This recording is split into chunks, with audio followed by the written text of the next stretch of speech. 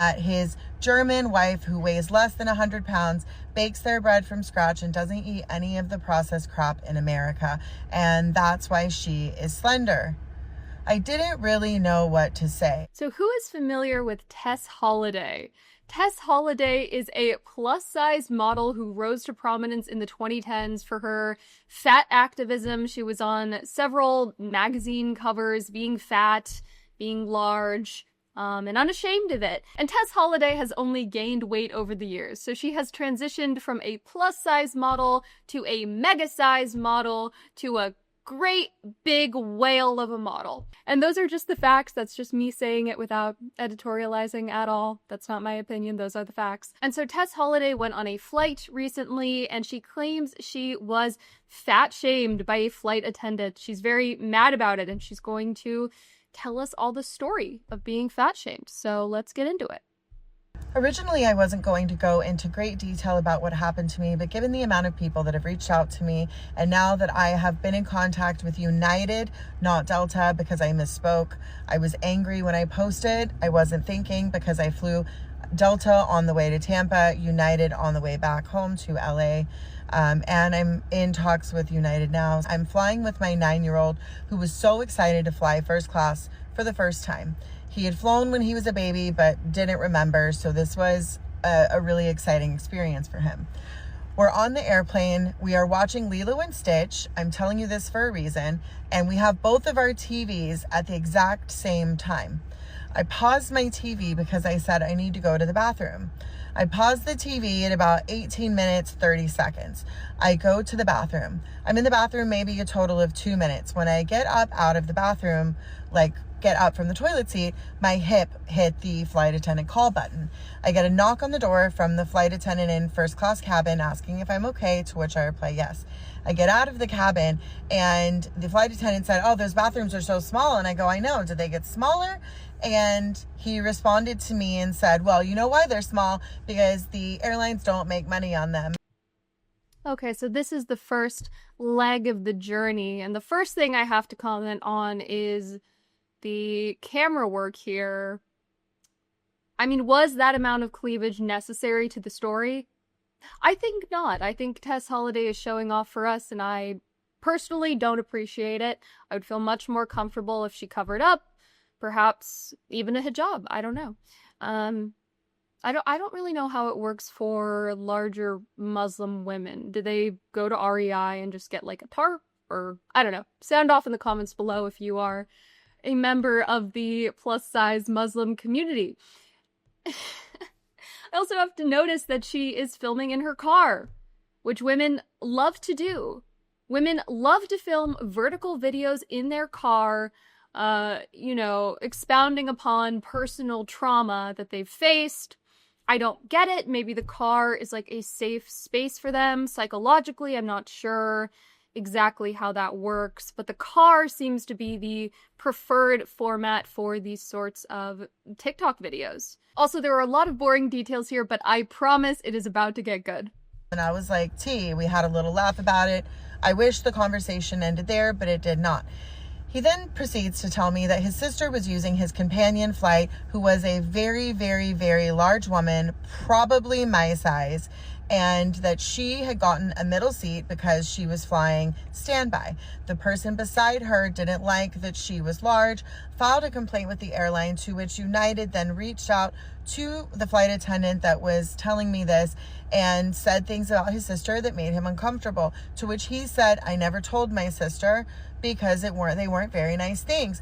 And it's so crazy how you're so close to dunking the basketball, but you completely hit it off court. Because then what he proceeded to tell me was that, but he did agree that she did need to lose weight, that she was very large, and that he saw I was traveling with my child, and that if I cared about my child, that I would do something, that I would lose the weight. Okay, so our flight attendant is correct on all counts here. Being an enormous person is an inconvenience to everyone else who's sitting around you on a flight. I'm sure most of us have had the experience of, being wedged in between a large person and a smaller person, or, just having their arm fat spill over into your seat that you are paying for as they colonize your territory. It's very annoying. And it's even more annoying because they are often very self-righteous about it, like Tess Holliday is here. There is just no thought given to the fact that you are terrorizing the person next to you, both people next to you if you are obese and in the middle seat. You know, Tess Holliday says she was flying first class, so that probably was not an issue if she just had 2 seats, her and her son. But nevertheless, it's very annoying. And it's not just annoying in the context of flights. Like, this is just a burden on everybody that has to see you, first of all, but also everybody that has to pay into your healthcare, your family, your friends, and yeah, obviously your children, because you are very likely to die young, in your 30s, in your 40s, maybe in your 50s if you make it that far, and it's a choice. I mean, it's when you get to this size, probably you are addicted to food. Especially given that Ozempic exists now, Tess Holliday is this fat because she wants to be this fat. So that's all there is to it. I then told him that I work as a diversity and inclusivity consultant with brands to help them with issues like this, with folks being discriminated against, etc. He didn't even hear what I said, because then he flew past me and started talking about how he was in the military, how he had to eat the military meals. They were full of sodium. It made him feel unhealthy, and that his German wife, who weighs less than 100 pounds, bakes their bread from scratch and doesn't eat any of the processed crap in America. And that's why she is slender. I didn't really know what to say. I know a lot in the comments, everybody's like, you should have said this, you should have done this. In the moment, I was trying to be polite, because I'm traveling with who? My child. He then goes on to tell me that because of my size, I am kidding myself if I think that I don't need to lose weight, and that my main issue is in my belly region, because that is the killer, because all of the fat and the inflammation wraps around your organs, making it really difficult if they need to resuscitate you, which triggered for me because okay, Tess Holliday is triggered, but let's give props to the flight attendant for being probably like the only straight male flight attendant left in America, and also being incredibly based. Like, can you imagine?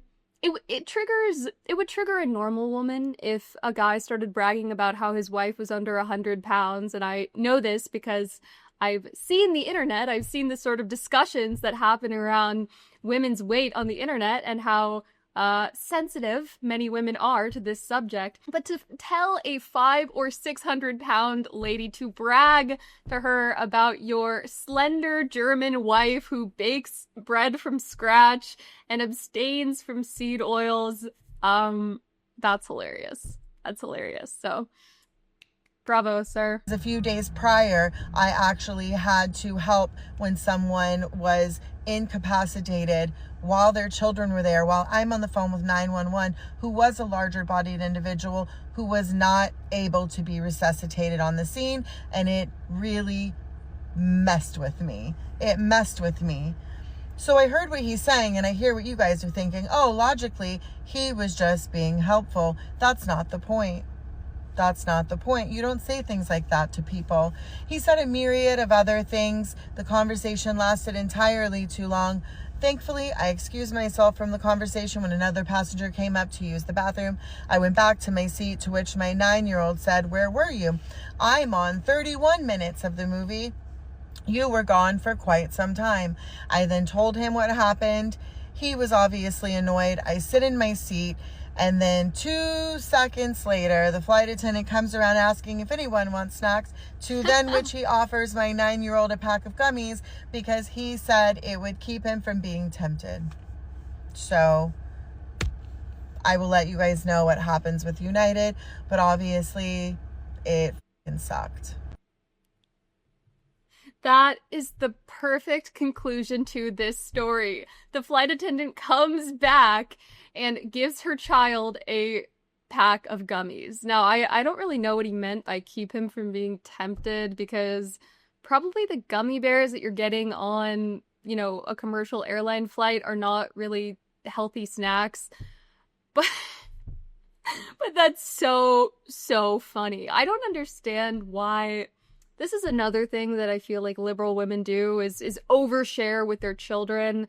Like, you don't have to tell your kid that you were emotionally accosted by this flight attendant, you know, who opined at length about your fatness. You could just say, oh, I was talking with the flight attendant. I was in the bathroom, and then I talked with the flight attendant. You don't have to, you know, burden your kid with all of your issues. Then again, Tess Holiday has a lot of emotional weight to carry. And so, you know, it's easier if other people take some of it. But is she going to learn anything from this? I think not. Her mind is made up. And I obviously can't do anything but speculate about her personal life. But what she is saying here reminds me of an alcoholic. Like, they don't want to stop drinking, or many of them don't want to stop drinking. They know that they're doing something that's harmful to their health and to everyone around them. And they know that they're probably going to die from it, but their real fear is that they might run out of alcohol before they do so. Like, she is apparently pretty nonchalant about the fact that she is putting herself at grave risk of death just by eating too much food.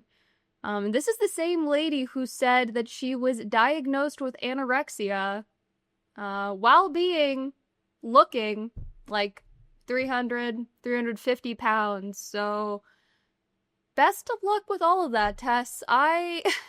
Best of luck. I don't know. Maybe, hopefully she will go down the path of, you know, formerly extremely fat celebrities like Lizzo. Oprah was never this size, but she lost some weight, I think. Anyway, Ozempic in the water supply. That's my final pitch. Let me know what you guys think in the comment section below. Give this video a like, hit subscribe, and I will see you in the next one.